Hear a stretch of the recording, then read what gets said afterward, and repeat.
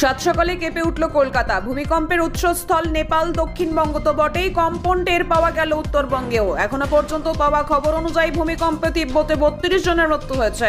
Richter স্কেলে কম্পনের মাত্রা 7.1। ভারত সহ কাঁপল 5টি দেশ। নেপালের লবুচো থেকে 90 কিলোমিটার উত্তর পূর্বে ভূমিকম্পের উৎসস্থল, সেখানে রিক্টার স্কেলে কম্পনের মাত্রা 7.1। শেষ পাওয়া খবর অনুযায়ী ভূমিকম্পের জেরে তিব্বতে 32 জনের মৃত্যু হয়েছে। দিল্লি ও বিহারের মধুবনী জেলা ও শিবহরে কম্পন অনুভূত হয়। ভারত, নেপাল, তিব্বত ও বাংলাদেশের সঙ্গে কম্পন টের পাওয়া গেল চীন, ভুটানেও।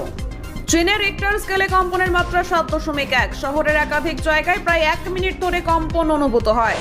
ভূমিকম্প অনুভূত হয়েছে জলপাইগুড়ি, শিলিগুড়ি সহ উত্তরবঙ্গের একাধিক জেলাতেও। ভূমিকম্পের কিছুক্ষণের মধ্যেই একাধিক জায়গায় আফটার শক অনুভূত হয়। সকাল 7টা 2 মিনিটে প্রথম আফটার শক অনুভূত হয়।